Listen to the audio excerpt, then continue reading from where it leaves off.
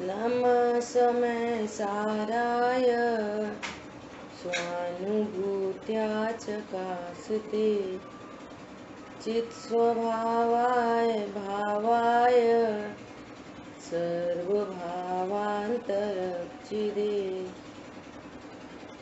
वन्दितु सौवसिद्धे धुवमचलमडोवमं गदिं पत्ते वोक्षामि समय पाहुड ब्रह्मो सुध केवली बड़िदम। महान आध्यात्मिक ग्रंथ समयसार जी विराजमान है और हम धीरे धीरे आगे बढ़ रहे हैं। जीव अजीब अधिकार की 46 नंबर गाथा का अपन स्वाध्याय कर रहे हैं और आज भावार्थ को देखेंगे। परमार्थ ने तो जीव को शरीर तथा राग द्वेष आदि से भिन्न कहता है। परमार्थ, परमार्थ मतलब असली बात। परमार्थ अर्थात निश्चय से असली बात, परम अर्थ को कहने वाला परमार्थ। परमार्थ जैसा कहता है वैसा स्वीकार करना चाहिए, उसी के आश्रय से सुख शांति मिलती है। ये परमार्थ। परमार्थ के इतने अर्थ हो गए, है ना। परमार्थ ने तो जीव को शरीर तथा राग द्वेष से भिन्न कहता है। जिसका आपको आश्रय करना है, जिसको आज तक जाना नहीं है ना, ये परमार्थ वस्तु। आम का पल्प परमार्थ आम है,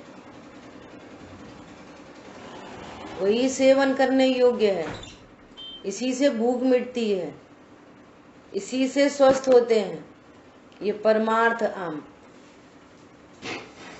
परमार्थ आम, परमार्थ ने आम को गुठली छिलका से भिन्न कहता है। सो सही सही कहता है कि ऐसा ही कहता है? लो, दृष्टांत से सिद्धांत समझना चाहिए, उसको एकदम मजबूत करना चाहिए, पक्का करना चाहिए। बोलो, जो आम तो एक परिपूर्ण वस्तु है। अब आम को हम कितने एंगल से देख रहे हैं?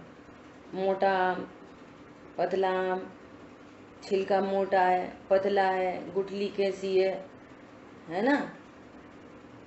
तो अभी क्या कह रहे हैं? गुठली छिलका आम नहीं है, परमार्थ आम तो गूदा है, वही सेवन करने योग्य है। तो ये सत्य बात है कि ऐसे ही जबरदस्ती बोल रहे हैं? बोलो, क्या सेवन करने योग्य है?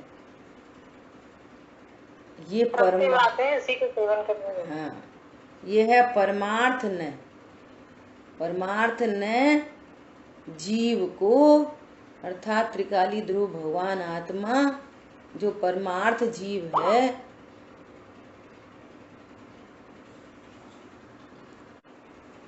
कट गया था, है ना। तो क्या बोल रहे हैं? परमार्थ ने तो जीव को शरीर तथा राग द्वेष से भिन्न कहता है। ठीक है, एक बात हो गई। ये 45 नंबर की गाथा की बात हो गई, है ना। यदि इसी का एकांत ग्रहण किया जाए, छिलका गुठली तो कुछ होता ही नहीं। तो प्रकृति में आपको अकेला आम का पल्प नहीं मिलेगा। प्राकृतिक रूप से जो भी आम होता है वो छिलका गुठली सहित ही प्रकृति में मिलता है। समझ आई बात? इसका एकांत ग्रहण नहीं करना। पूरा आम खरीद कर अच्छे से धोकर, है ना, उसको सुधार के गुठली छिलका अलग करके पल्प को स्वीकार करना, इसका सेवन करना। अब दृष्टांत में तो करके करके ऐसा करके वैसा करके, सिद्धांत में संसार अवस्था में शरीर है, शरीर का संयोग बना हुआ है, संयोग बना हुआ है, शरीर जीव नहीं है। संसार अवस्था में अज्ञान मोह राग द्वेष का संयोग बना हुआ है, लेकिन अज्ञान मोह राग द्वेष जीव नहीं है। और ऐसा विचार करोगे वह अकेला ध्रुव है, ध्रुव है, परिणाम कुछ है ही नहीं, पर्याय है ही नहीं, तो ये एकांत हो जाएगा। तो क्या कह रहे हैं, इसी का एकांत ग्रहण किया जाए तो शरीर तथा राग द्वेष मोह पुद्गल में सिद्ध होंगे, तो फिर पुद्गल का घात करने से हिंसा नहीं होगी। समझ आई बात? शरीर तो सर्वथा ही भिन्न है, एक क्षेत्रावगा संबंध बना हुआ है ना, निमित्त नैमित्तिक संबंध बना हुआ है ना। शरीर में कुछ करोगे तो वो उसके माध्यम से वो जीव दुखी होएगा। क्यों दुखी होगा? क्योंकि वो अपने को शरीर रूप अनुभव कर रहा है। 1 इंद्री, 2 इंद्री, 3 इंद्री, 4 इंद्री, असंगी संगी। जो जीव अपने को शरीर रूप अनुभवन कर रहा है, या जो शरीर रूप नहीं भी अनुभव करते है ना, निचले गुण स्थानों में जहां तक कषाय है, यदि आप शरीर में कुछ करोगे है ना, तो वो ऐसा जानेगा कि अरे तो मुझे ही किया जा रहा है। अज्ञानी की बात चल रही है, सम्यक दृष्टि नहीं, अज्ञानी मोही, और उसके चलते उसको दुख उत्पन्न होगा, तो वो हिंसा ठहरेगी।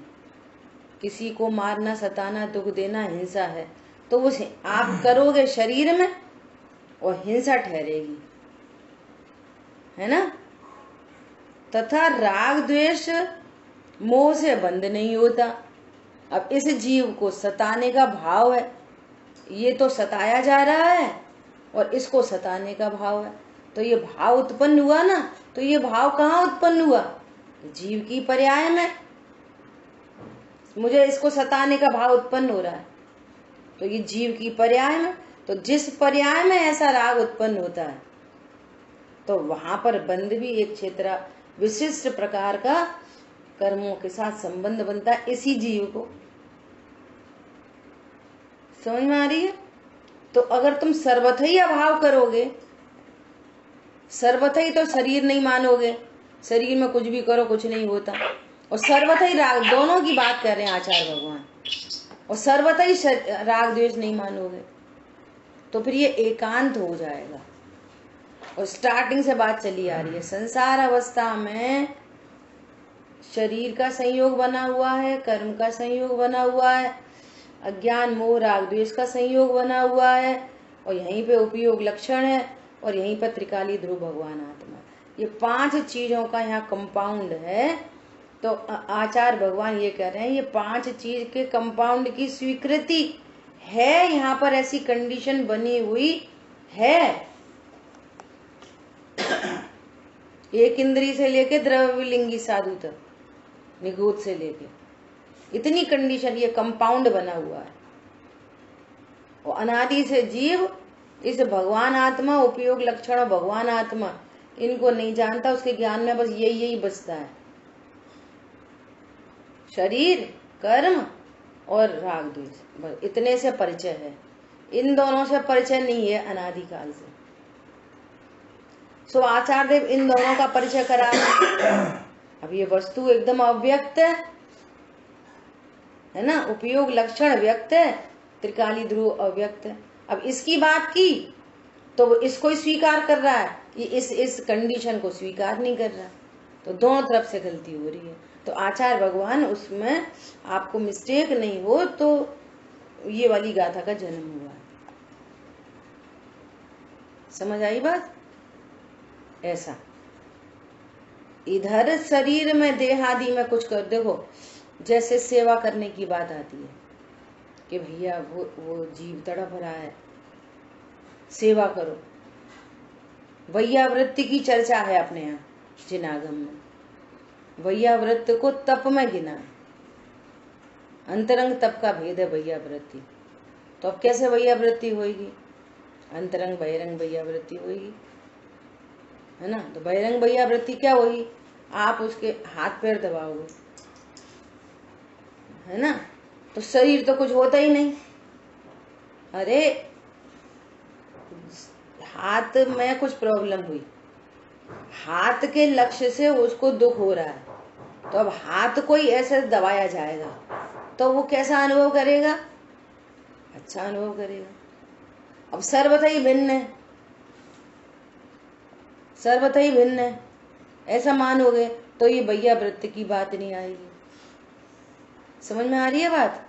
अब सुनना ध्यान से।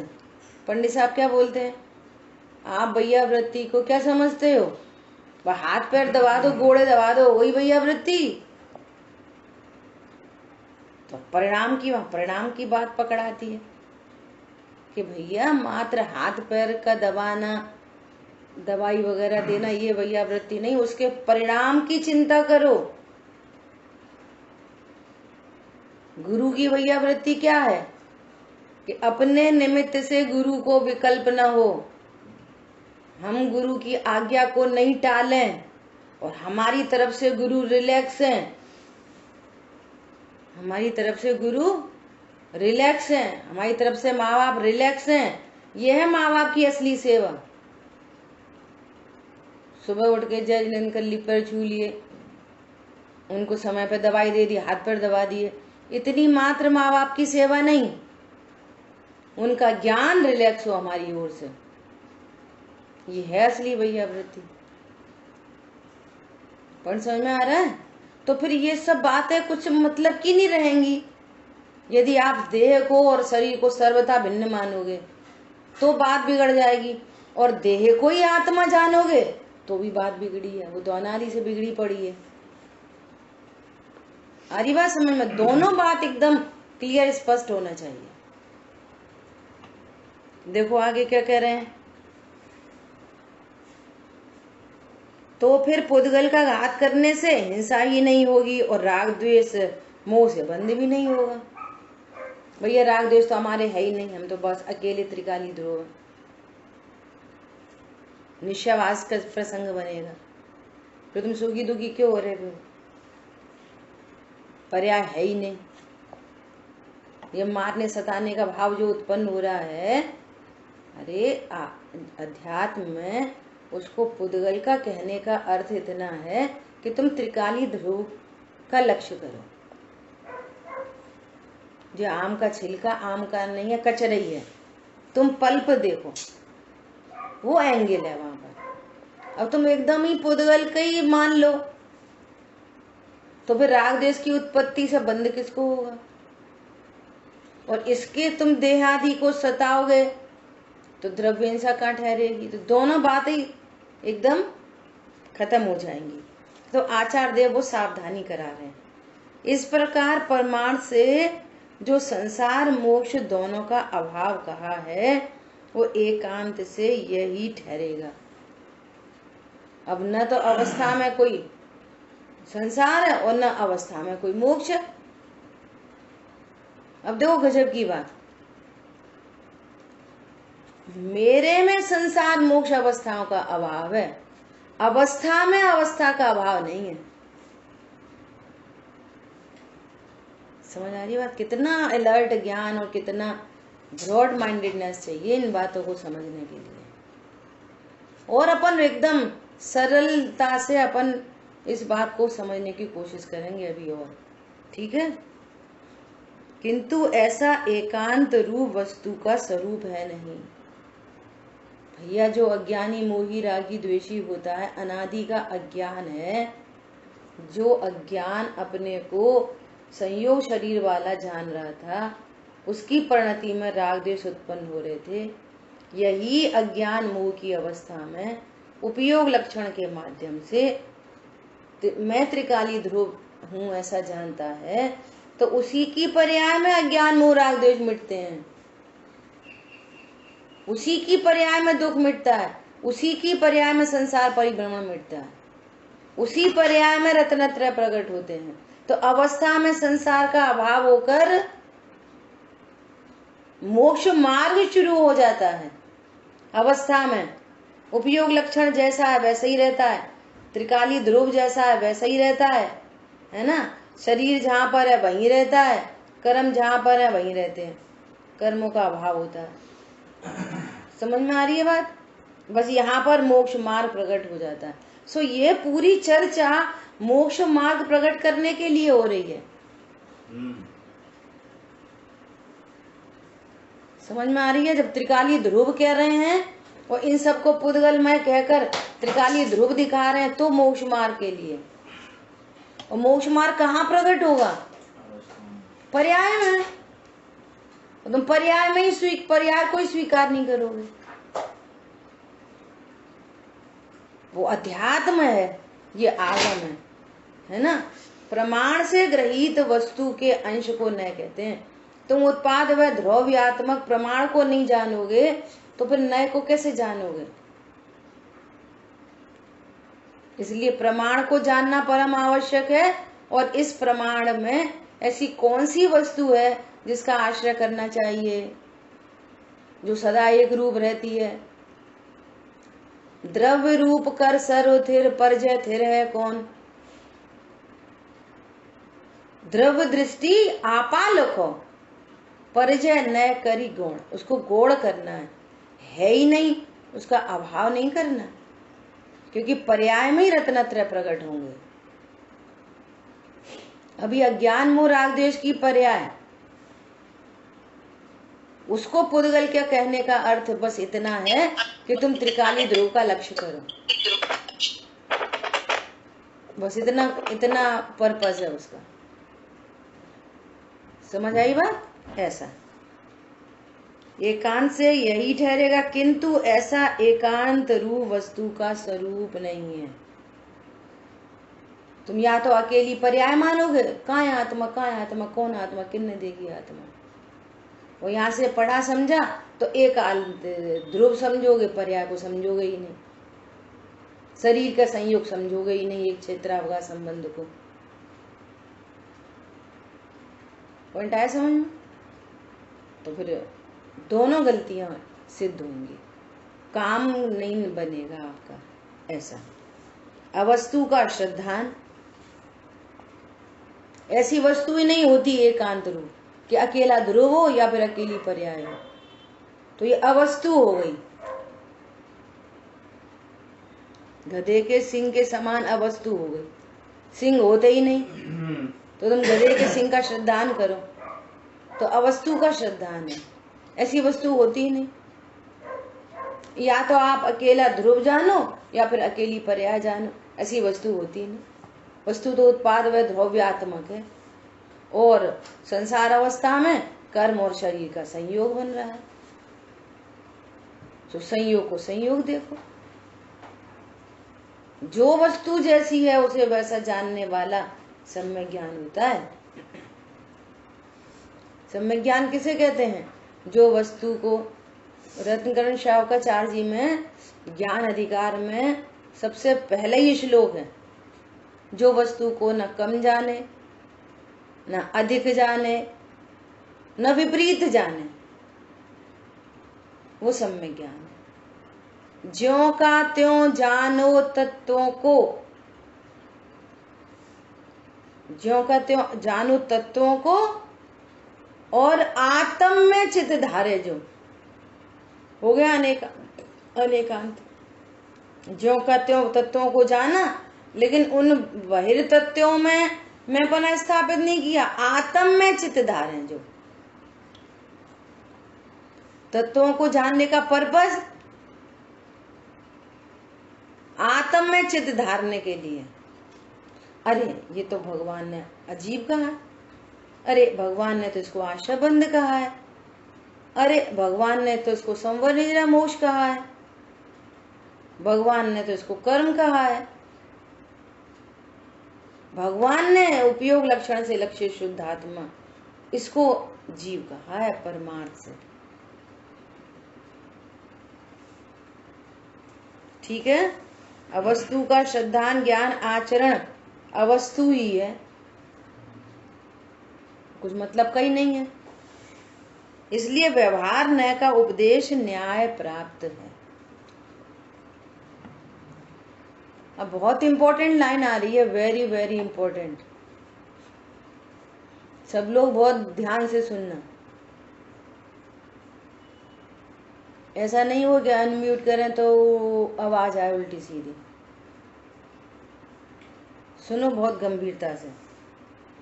इस प्रकार स्यादवाद से दोनों नयों का विरोध मिटाकर श्रद्धान करना सो सम्यक्त है।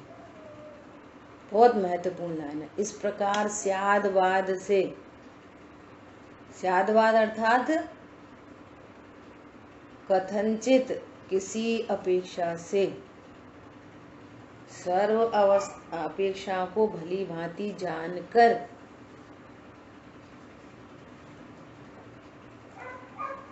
दोनों नयों का विरोध मिटाकर, एक न कह रहा है कि जीव तो जीव है, त्रिकाली ध्रुव भगवान आत्मा है, और ये संयोग शरीर कर्म कषाय ये सब पुद्गल में है। और दूसरा न कह रहा है एक इंद्री दो इंद्री तीन इंद्री जीव है, जीव कर्मों से बंधा है। देखो कर्म के उदय में नाटक हो रहे, और ये अज्ञान मोहराग जीव के ही हैं और किन के हैं।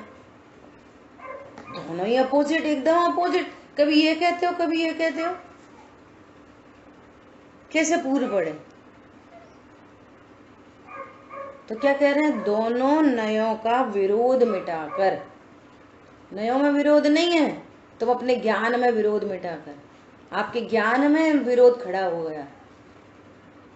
वो ज्ञान कह रहा है कि भैया जी नयों के चक्कर में कौन पड़े, ये तो बड़ा ही चक्कर है। अपन तो शांति से पूजा करो, थोड़ा प्रथमानुयोग आदि पढ़ो, रात में मत खाओ, झिमी गंध मत खाओ, और थोड़ा मनुष्य से बने रहो, दयादान करो, बहुत है। वो क्या करें, मर जाएं क्या? ये यही बहुत है बस। क्या बोल रहे हैं, ये नया चक्कर नहीं। कोई क्या कहते हैं ये नया चक्कर है जी, कौन सा धर्म आ गया नया चक्कर, कोई नया चक्कर कहता है। अरे भाई ये वो चक्र है जिसको चलाने पर आप सिद्ध चक्र में जाके विराजमान होगे, गारंटीड, गारंटी है। कौन सा चक्र है ये चक्कर वक्कर नहीं है, चक्र है ये। जैसे आप दूसरों की बातों में, तो फिर और उनने क्या कही, नहीं वो कुछ नहीं कह रहे थे, नहीं तो हमारे बारे में क्या कह रहे थे, तो कितना आप एकदम विशुद्धि लब्धि पूर्वक, कितनी जिज्ञासा से एकदम छायोक्षमिक लब्धि विशुद्धि लब्धि, और एकदम कीनली कैसी देशना सुन रहे हो, और प्रायोगिक चल रहा है। अच्छा तो इसका ये मतलब, इसका ये मतलब, इसका ऐसे चलती ना चार लब्धि। समझ में आ रही है? ऐसा यहाँ उपयोग लगाना शांति से।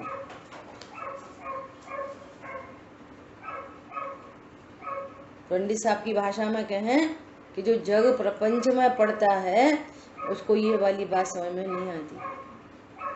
पिछले श्लोक में आचार्य भगवान ने कह दिया कि तुम 6 महीने अभ्यास करो, तब तो निर्णय नहीं करो तो हमसे मिलना। कैसे कैसे अभ्यास करो, अन्य कोलाहल से विरम हो। तुझे क्या प्रयोजन व्यर्थ के कोलाहल से, तो उनकी नहीं पूछा तो इनकी नहीं पूछा, तो फिर ऐसा नहीं करें, फिर ऐसा नहीं करें, तो करते रहो। जो जागता व्यवहार में सो रहा निज कार्य में। समय शक्ति तो होती नहीं है। देखो क्या बोल रहे हैं, इस प्रकार स्यादवाद से दोनों नयों का विरोध मिटाकर श्रद्धान करना सो सम्यक। तो क्या अर्थ है इस लाइन का? जो वस्तु है ना, वस्तु, बहुत गंभीरता रखना बात सुनने में। जो वस्तु है ना, जैसे ये पेंसिल है, ये पेंसिल एक वस्तु है ना। तो ये अपने में विराजमान है, ये पेंसिल। शांत लो। ये पेंसिल क्या है? अपने में अनेकांतमयी है। विश्व की प्रत्येक वस्तु अनेकांतमयी है। उसमें इसमें अनंत धर्म है, इसमें अनंत शक्ति है, अनंत गुण है इस एक पेंसिल में। कोई भी किसी भी चीज को उठाओ दृष्टांत के लिए, अनंत धर्मात्मक है। ये अपने में विराजमान है, उत्पाद व ध्रुव युक्तम सत। ये अपने में विराजमान है। अब तुम इस पेंसिल को टॉर्च कहो, इसको कुछ प्रॉब्लम नहीं है। ये तो अपने पेंसिल पने से विराजमान है बस।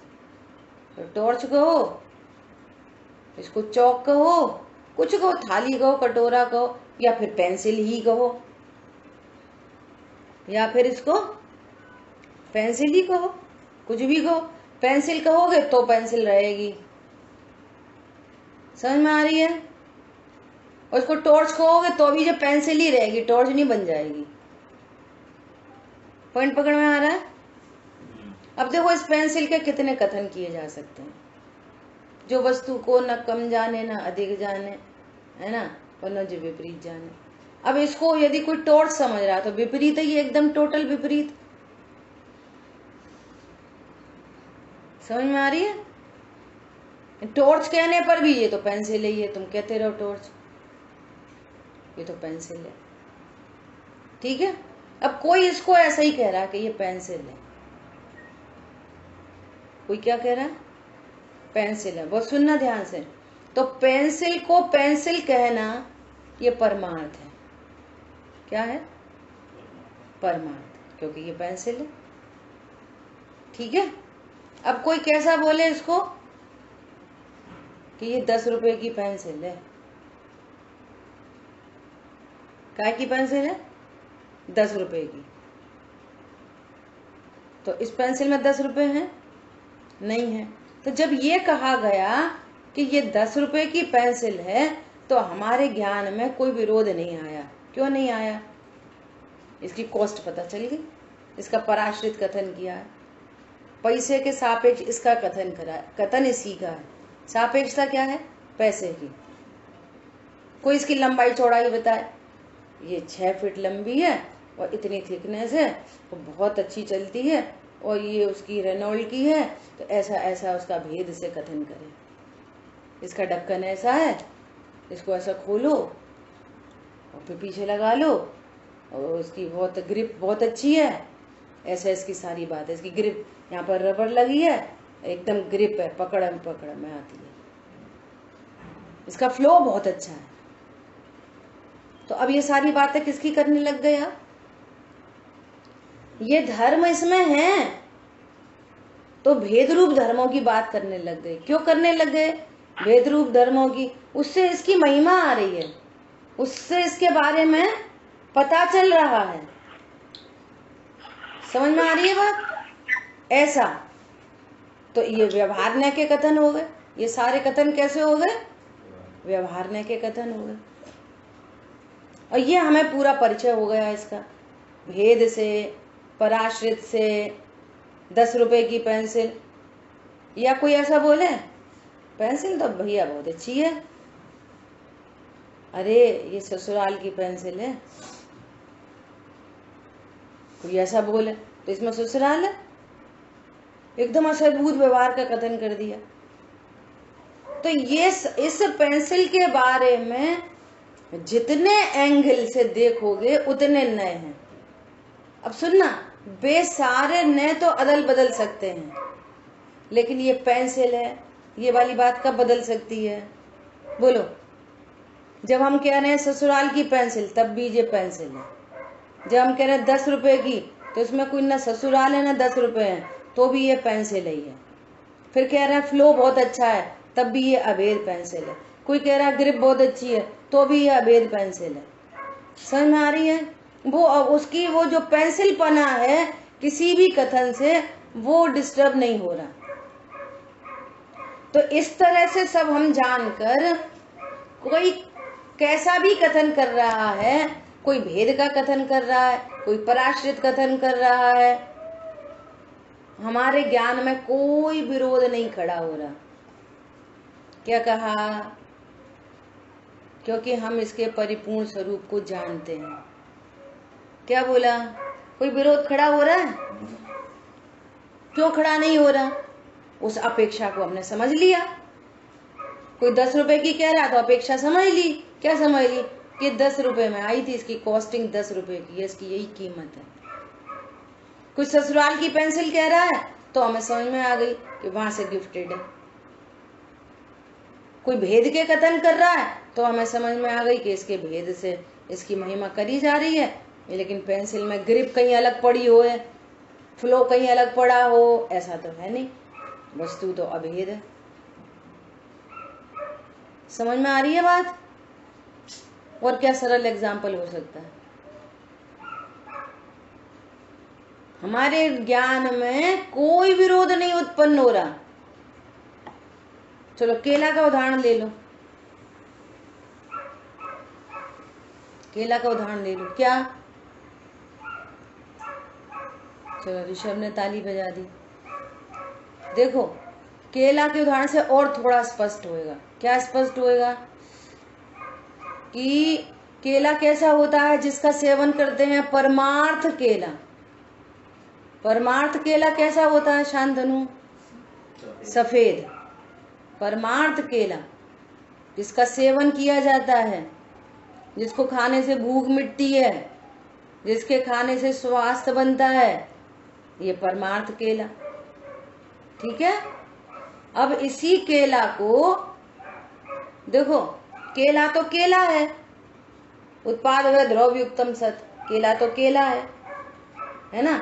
अब कोई केला को मौसमी समझे तो ये तो बिल्कुल ही विपरीत हो गया ज्ञान।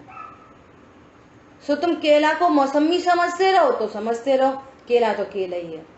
वस्तु तो अपने उत्पाद व द्रव्य युक्तम सत में विराजमान रहती है। विश्व की प्रत्येक वस्तु आत्मा द्रव्य गुण पर्याय वाली है ना, उत्पाद व द्रव्य युक्तम सत। तुम आत्मा को शरीर समझते रहो, लड़का लड़की स्त्री पुरुष समझते रहो, वो तो अपने अब सर्वांग में द्रव्य गुण पर्याय से सुस्थित भगवान आत्मा। शब्द देखो आचार्य भगवान के, यहाँ पर द्रव्य गुण पर्याय से सुस्थित भगवान आत्मा है। देखो एक एंगल ख्याल में आ रहा है। अभी गोष्ठी चली थी ना भगवान के जन्म कल्याण की। आप एंगल देखो, एंगल जब बालक वर्धमान का जन्म हुआ और वे स्वधर्मेंद्र सची इंद्राणी के साथ ओहो तीर्थंकर बालक का जन्म हुआ है, चलो चलो, तो वे आए और इतनी उत्सुकता उस बालक को देखने की कि चैन नहीं, मायावी बालक बना के और सची इंद्राणी को कहा कि तुम वहां प्रसूति गृह में जाओ और बालक को लेके आओ। तो वो क्या कह रहे? प्रसूति गृह नहीं कहा, जिन मंदिर में जाओ प्रभु को लेके आओ। ओह सोचो एंगल। तो वो कह रहे हैं कि मंदिर तो उसे कहते हैं जहां भगवान विराजते हैं। अभी क्या ये भगवान हो गए? अभी तो बालक है। अब पर्याय में भी तो अभी राग द्वेष विराजमान है, छायक सम्यक दृष्टि बालक पैदा हुआ। तो वो क्या कह रहे हैं? ओहो द्रव्य से भगवान है। क्या है? द्रव्य से भगवान है। पर्याय में भगवतपना प्रकट होगा तो हम साक्षात वो भगवान, अनंत भगवान को, सिद्ध भगवान को देखेंगे। समझ में आ रही है? कैसे हैं? अब उन्हें बालक वर्धमान नहीं दिख रहा, बोलो एंगल है। घरों में जो झंझट पड़ती है ना, वो काय की पड़ती है घरों में झंझट? एंगल है। उसी चीज को आप पॉजिटिव है, अरे मेरे को समझा रहे हैं, मेरे से मिस्टेक हुई इसलिए कह रहे हैं। और एक एंगल है, हम ऐसे ही कहते रहते, एंगल है। समझ में आ रही है? ऐसे यहाँ पर एंगल है, नय क्या है? नय वस्तु को देखने का एंगल। अब कब एंगल सच्चा है? जब आप पूरी वस्तु को पहले प्रमाण से वस्तु को जानते हो। तो केला उत्पाद व ध्रुव युक्तम सत केला। अब केला को मौसमी समझो, केला तो केला में विराजमान है। समझ आ रही है बात? ऐसा। अब एक नए केला को क्या कह रहा है? एक नए केला को कह रहा है केला तो सफेद होता है। तो सफेद केला को सफेद कहने वाला कौन सा नय है? बोलो जल्दी। यथार्थ सो निश्चय। कौन सा नय है? निश्चय नय है। परमार्थ नय है। यहाँ परमार्थ नय शब्द आया। निश्चय नय कहो। सफेद केला को सफेद केला कहने वाला। वस्तु में कथन नहीं है, वस्तु में नय नहीं है। वस्तु तो नय से अपने से विराजमान है, केला विराजमान है, केला केला बने से। That's it. हम उसको देख रहे हैं और हम कह रहे हैं। सो ये स्यादवाद कथन है। पहले चर्चा आ चुकी। नए या तो ज्ञानात्मक होते हैं या वचनात्मक होते हैं, या कहना या फिर जानना। सफेद केला को सफेद कहना या सफेद जानना सो निश्चय है। किसी से कहें तो हम कहेंगे केला सफेद होता है, वो अपने ज्ञान में विकल्प हो, केला तो सफेद होता है। तो ये निश्चय नय हो गए दोनों। अब एक एंगल उसी केला को हरा कह रहा है, तो कोई दिक्कत नहीं। छिलके को देख के हरा कहा जा रहा है, क्या प्रॉब्लम है? लेकिन ये पता है कि ये यथार्थ केला नहीं है, तो उसका हरा केला कहना एकदम बराबर है। ये इंपॉर्टेंट बात है। अब एक क्या कह रहा है? एक क्या कह रहा है? अरे वो डलिया वाला केला लाना, डलिया वाला एकदम असद्भुत से परिचय के डलिया वाला केला। तो प्रयोजन समझ जाओ, केला कहीं और भी रखे हैं, ये डलिया वाला केला कह डलिया में से देना है। कोई क्या कह रहा है? अरे नागपुर का केला,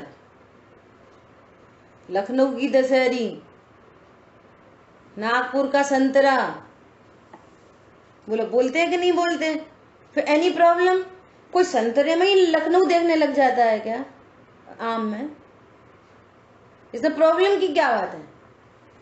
ये विरोध मिटाया जा रहा है दोनों नयों से, स्यादवाद से दोनों नयों का विरोध मिटाकर। केला तो केला है, केला परमार्थ केला सफेद है। अब उस केले को हरा कहो तो हम नहीं समझ गए कच्चे केले की बात हो रही है। उस केला को पीला कहो तो हम समझ गए कि पके केले की बात हो रही है। उस केले को डलिया वाला कहो, थैली वाला कहो तो हम समझ गए कि उस केले की बात हो रही है। उस केले को क्या बोलते हैं, किसी शहर से आरोपित करो, अरे वो तो लेके आओ जो कल दिल्ली से लाए थे, देखें ऐसी कौन सी खास बात है, एक केला 100 रुपए का, देखें ऐसी कौन सी खास बात है। तो 100 रुपए का केला कह रहे, दिल्ली का केला कह रहे। हर कथन की हमने अपेक्षा समझ ली। जब 100 रुपए का कहा जा रहा है तब हम यही समझ रहे हैं कि सफेद केला होता है, ये सेवन करने योग्य। 100 रुपए केला में है ही नहीं, कथन कर रहे हैं। तो दिल्ली का केला कह रहे हैं तो भी हम समझ कर रहे हैं कि सफेद केला होता है, वही सेवन करने योग्य है, दिल्ली फिल्ली केला में नहीं। अपेक्षा समझ रहे हैं। समझ में आ रही है बात? बोलो। अब हम कह रहे हैं पीला केला, तो पीला केला को खाने नहीं बैठ रहे। ये पीला केला परमार्थ भूत आत्मा नहीं, परमार्थ भूत केला नहीं, केला के संयोग में है, डलिया केला के संयोग में है, डलिया केला नहीं। अब आप कितने भी कथन करो, जो कहना है जो कहो, हमें कोई विरोध नहीं। हम हर कथन की अपेक्षा कर समझ के हमारा ज्ञान एकदम निश्चिंत है, निर्भर है और सफेद केला ग्रहण करने योग्य है, ये सदा विराजमान है। बोलो कोई विरोध आ रहा है? ऐसा क्यों कह रहे? एक बार कह रहे कि जीव त्रिकाली ध्रुव है, शरीर संयोग कुछ नहीं है, एक बार कह रहे जीव एक इंद्रिय दो इंद्रिय वाला। हमें तो बड़ी विरोध है। काय का विरोध है? काय का विरोध है?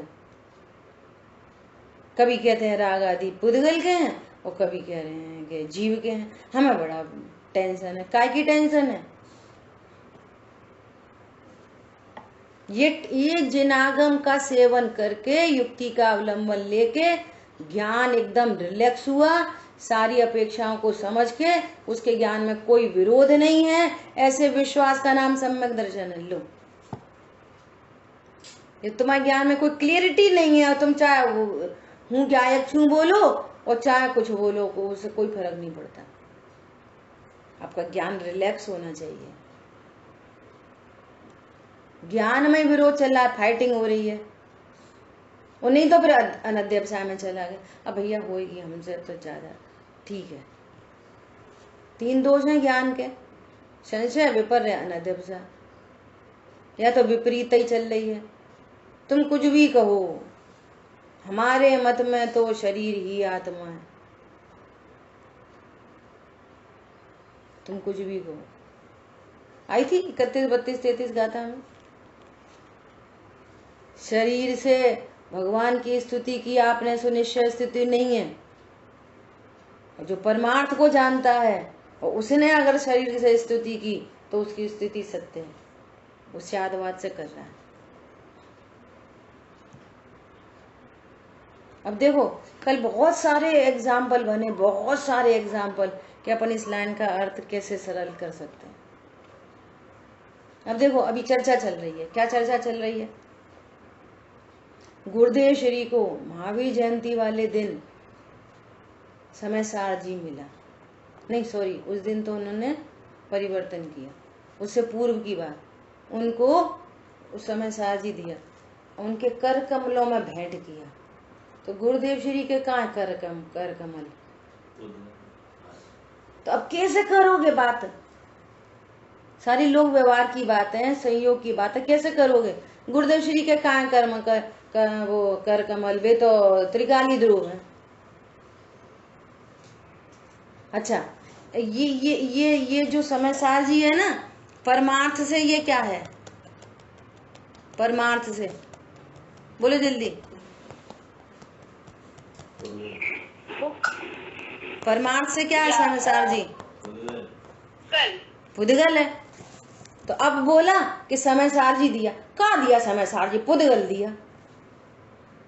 पुद्गल से और अच्छे समझ में आ जाएगी, पुद्गल दिया। तो आप सारे कथन कैसे करोगे?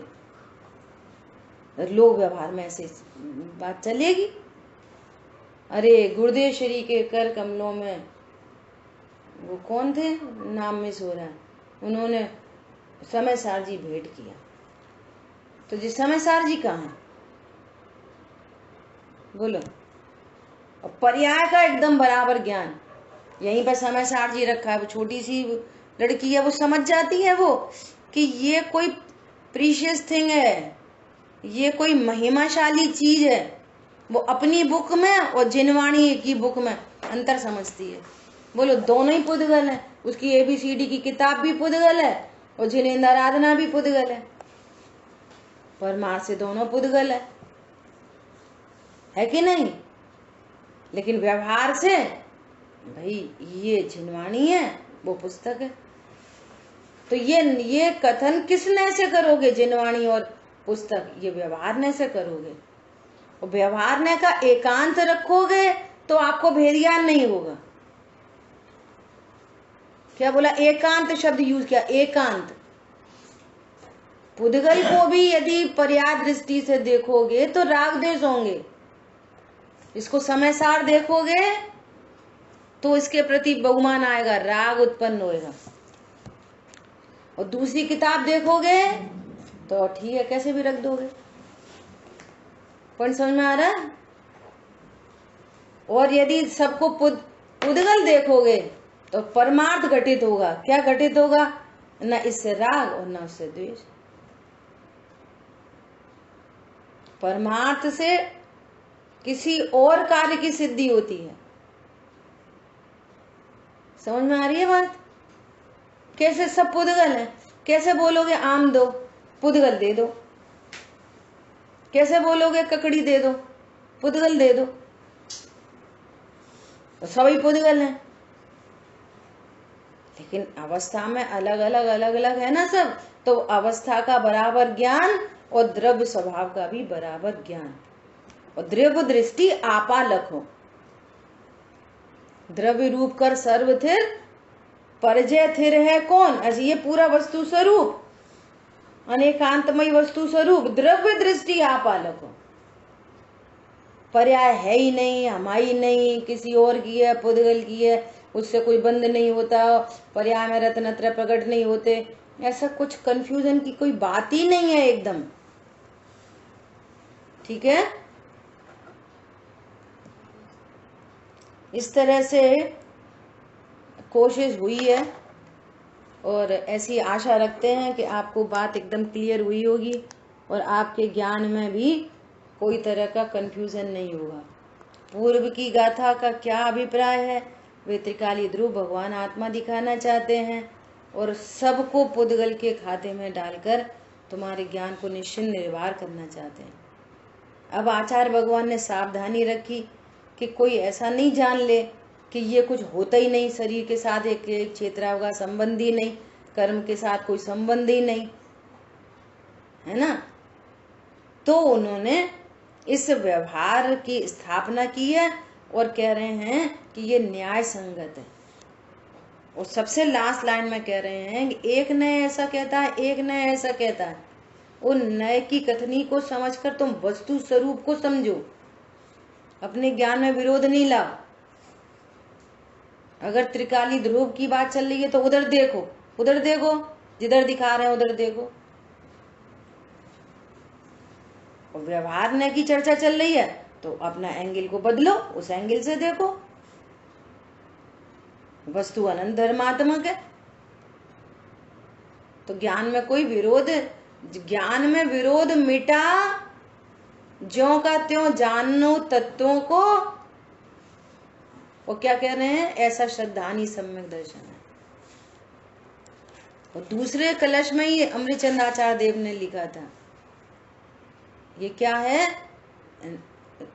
विरोध को, स्यादवाद विरोध को मिटाने वाला है। स्यादवाद विरोध को मिटाता है। घरों में भी वो कही गई अपेक्षा का अर्थ यदि समझा जाए तो शांति है। अपेक्षा समझ लो, वो इस नए से कह रहे थे, खत्म हो गई बात। समझ आई बात? और ये तो बहुत महामहिम बात है, ये परमार्थ बात है। और भली भांति विचार करना, अगली गाथा का स्वाध्याय कल करेंगे। बोलो, कोई प्रश्न है? सबको क्लियर हुआ? टीनू,